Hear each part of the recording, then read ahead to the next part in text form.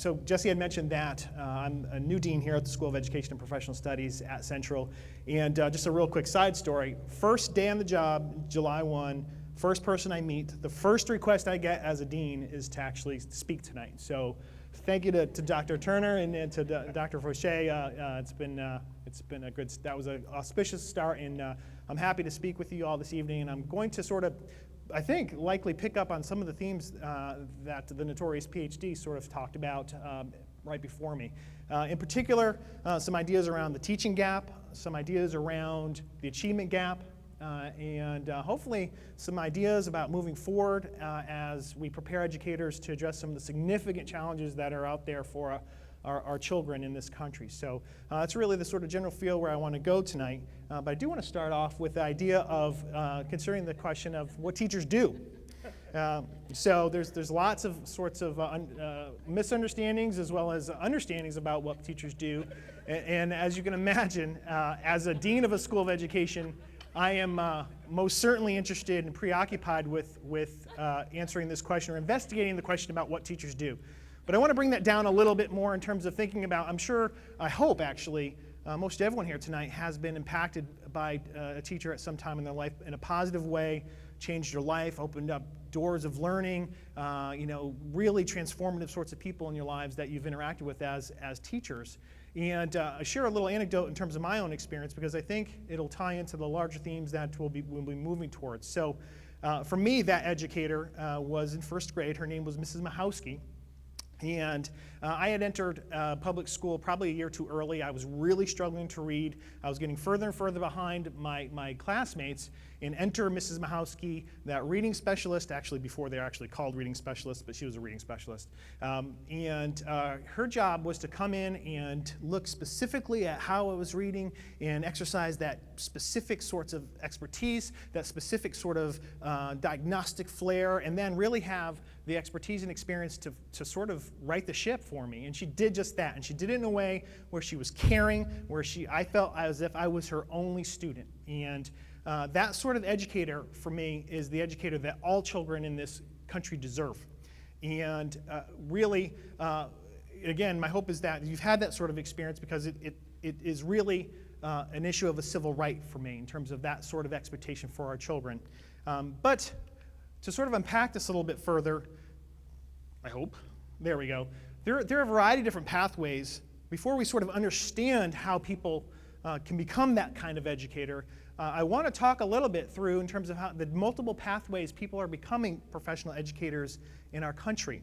And the issue here is not to sort of indict any sort of teacher preparation process over the other, or in fact, if you look at the traditional four-year model, I'm actually a product of that, and I taught for several years in the Chicagoland area from grades 5 all the way through high school and both general and special education. So I'm painting with a broad brush here. But what I want to point out to you, the real theme here is that when I get to this idea of the teaching gap, I'm trying to set the stage that, in fact, perhaps why we have a teaching gap, one of the genesis of that perhaps could be in how we're preparing educators in such a variety of fashions in this country. So the traditional four-year model, what does that entail? Well, traditionally, that model has entailed a course here, a course there, a few sorts of initial real surface sorts of level clinical experiences. You sort of end your teacher preparation program with a capstone experience where you student teach and poof, you're a teacher, you go out there and you start in the classroom, okay? And then there's been this emergence over the last 15 to 20 years of these other models that have emerged. And I'm going to talk a little bit more about that as well. For example, these state-endorsed alternative routes to certification. So what do those entail? Those sorts of models really take really well-educated, usually adults, people who have perhaps transitioning out of other professions, or what the literature often refers to as late deciders, quote unquote. Well, these folks have decided that they wanted to enter into the profession, and they will go through a fairly abbreviated curriculum and then actually just move straight into the classroom, get a whole bunch of on-the-job training and receive some mentoring and some support while they're learning and while they're educating students. Other sorts of models have emerged, including these private nonprofit organizations that sort of pick up on that theme in the sense that the idea is to get really bright, really committed people into the classroom as soon as possible through a variety of different sorts of methodologies that get them in front of kids sooner rather than later, and with some appropriate support and mentoring. The idea is that they're going to start working with kids pretty quickly in the process. Okay? And that other there that you see, believe it or not, there are models out there now where if you're someone who has a college degree in a particular content area, if you pass a state mandated test, you're ready to go right in the classroom from the jump, really. So those are some pathways that people are entering into the profession. Okay? It's a high-stakes profession. Okay? And we're going to come back to that day as well. So given these pathways, what happens? Okay, all of a sudden we enter into the profession. All of a sudden the door closes in that first day of class when the cooperating teacher and the university supervisor or that mentor is no longer available, and all of a sudden the reality of the complexities of the work come crashing in. Okay, now we understand that teaching is really not that small box. It's actually all the things that are entailed in that multicolored pie chart, and much, much more. You have to know kids. You have to know how kids learn. You have to understand development. You have to understand racial, linguistic, cultural, ethnicity, how that impacts learning. You have to understand human development, cognition. You have to understand how instruction is shaped, how it's built. How do you meet the needs of diverse learners? Okay, you have to understand all these variables and do it in real time in a way that's meaningful and accessible to all types of learners. This is complex work. This is difficult work under the best of circumstances. Okay? So if we sort of take that as a given that this is really complex work, and we also understand that there's a whole bunch of people entering into the profession under a variety of different approaches, some fragmented, some sort of truncated, and then we arrive in a classroom that's a pretty complex place, it's no doubt, there's no surprise, I should say, that we arrive at a statistic like this, that over 50% of our educators are leaving the profession within 5 years. Certainly ties into what the notorious PhD was just talking about, but also it's a complex problem. But 1 out of 2, essentially the research is telling us that 1 out of 2 teachers are leaving within 5 years. And this number increases in urban areas, okay? That's a problem, okay? That creates what scholars such as Linda Darling-Hammond have talked about as the teaching gap, which I'll get into a little bit more in a moment. So 1 out of 2 are leaving. We have a variety of different pathways into the profession. It's really hard work.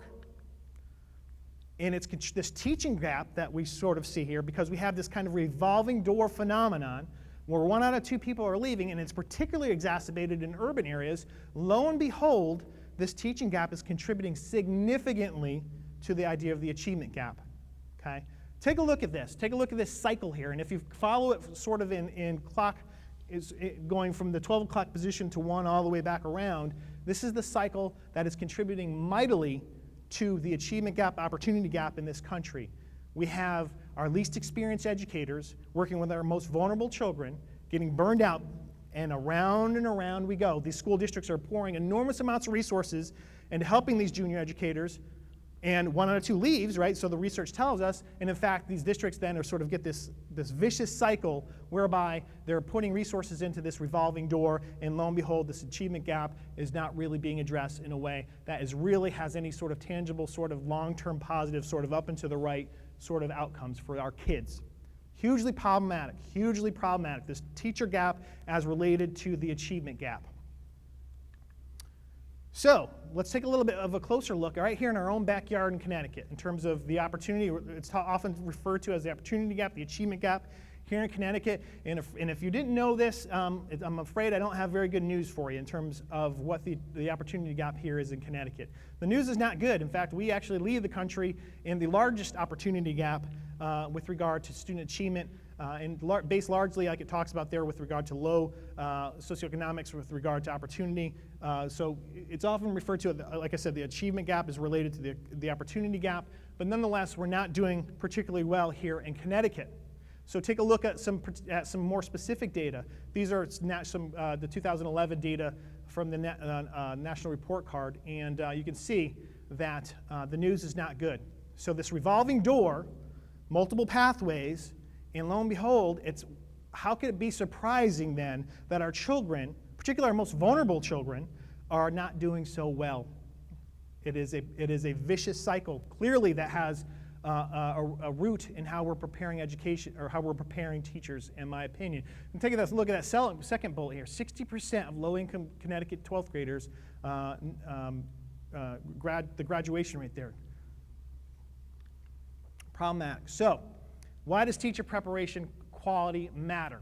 So here, we start to think about, well, we see these multiple pathways. What does the evidence tell us? The question was raised earlier about what is best practice? What are some ideas that we can sort of tap into that are that are beacons of hope in this, and that's what I really want to sort of turn this last corner around. So we know from the research that well-prepared educators are likely to remain in teaching longer. So common sense here, right? The more experienced they are, the more effective they are. The more effective they are, the higher the achievement of the pupils they're working with. So this goes back to the statistic I shared with you. If 1 out of 2 teachers are leaving, and we know that well-prepared educators, more experienced educators, have a better chance of impacting pupil achievement, teacher preparation clearly has to be part of the discussion here. So, what are some of those elements of best practice? What are those things that we really should be focusing on with regard to university-based teacher preparation that perhaps some of these other models I shared with you earlier, even that traditional 4-year-based model, need to really start rethinking how they're doing business? Well, that teacher really needs to know their subject at a great deal of depth. They need to have a strong liberal arts background and content knowledge. They need to have the basics of instruction. They have to have the sort of understanding of how instruction is designed, both generally and within their content area. Big one here, lots of research behind this one actually, multiple and extended clinical experiences that the student can actually have before they enter the profession, right? Think about other high-stakes professions. They get the opportunity to practice, to learn, to reflect, to grow before they actually go out and carry out this high-stakes sort of activity that is teaching. So, and of course, constant reflecting on their work, looking at what we're doing, how can I adjust, how can I figure out to do, look at what my students are giving me, reflective sorts of natures of the profession. All professions really have this as a core sort of characteristic of how they carry out their professional responsibilities.